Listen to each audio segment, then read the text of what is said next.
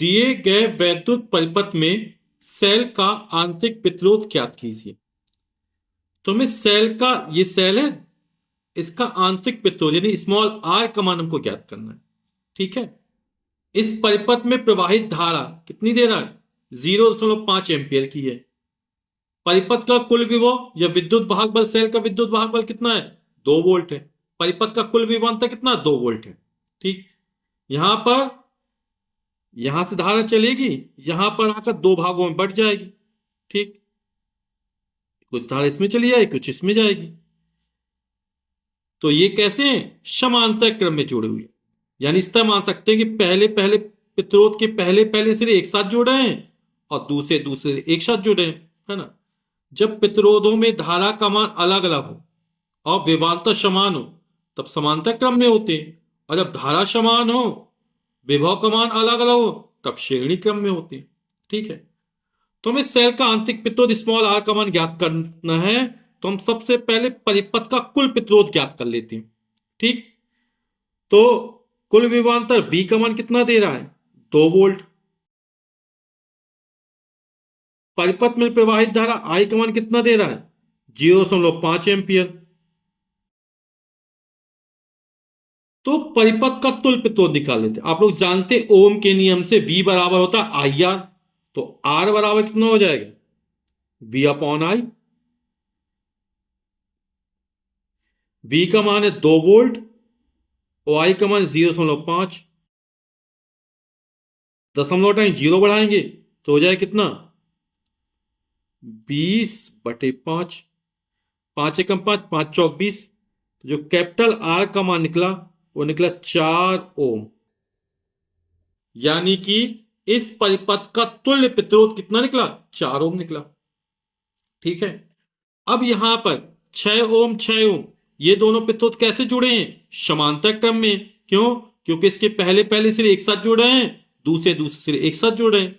तो 6 ओम तथा 6 ओम के दो प्रतिरोध समांतर क्रम में जुड़े हैं, अतः इनका तुल्य प्रतिरोध। तो जब प्रतिरोध समांतर क्रम में जुड़ते हैं तब तुल्य प्रतिरोध का सूत्र क्या होता है? 1/r बराबर 1/r1 प्लस 1/r2। चूंकि यहां पर r आ गया है तो हम तुल्य प्रतिरोध R1 मान लेते हैं। तो 1/r1। ठीक है। ये R1 क्या है? इन दोनों का तुल्य प्रतिरोध है। ठीक है। तो क्या होता है? 1/6 प्लस 1/6। 1/6 प्लस 1/6 सूत्र समझ गया ना? 1/r बराबर होता है 1/r1 प्लस 1/r2। तो R1 का मान 6 है, R2 का मान 6 है, और जो परिपथ का R है वो कितना है? R1 है। यहां तुल्य प्रतिरोध हमने R1 माना। तो लघुत्तम कितना है? 6 आ जाएगा। 1 प्लस 1 यानी 2/6। 1/r1 बराबर 2 1 कम 2, 2 3 6। तो 1/r1 बराबर हो जाएगा 1/3। R1 एकम R1, 3 एकम 3। तो जो R1 का मान निकला वो निकला 3 ओम। यानी इन दोनों के स्थान पर एक ऐसा प्रतिरोध प्रयोग करेंगे जिसका कुल प्रतिरोध या तुल्य प्रतिरोध कितना हो? 3 ओम हो। तो देखते कुछ चित्र चेंज हो जाएगा।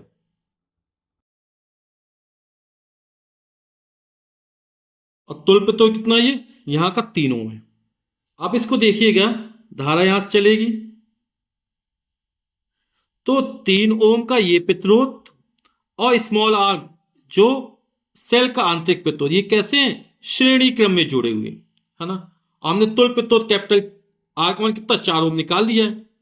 ये दोनों क्या श्रेणी क्रम में जुड़े हैं? तो 3 ओम तथा स्मॉल आर ओम के प्रतिरोध श्रेणी क्रम में जुड़े हैं।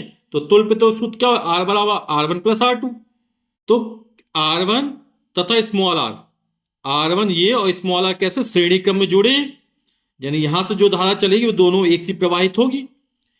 तो इस परिपथ का तुल्य प्रतिरोध कितना आता? R1 आता। तो R बराबर क्या हो जाएगा? R1 plus R2। तो R1 ये हो गया और R2 का मान कितना? स्मॉल आर है, तो स्मॉल आर हो गया। कैपिटल आर परिपथ का कुल प्रतिरोध या तुल्य प्रतिरोध कितना निकाला? 4 ओम निकाला। तो 4 बराबर R1 का मान कितना है? 3 ओम प्लस स्मॉल आर। ठीक। 4 3 का पक्षांतर कर देंगे तो 4 माइनस 3 बराबर स्मॉल आर हो जाएगा।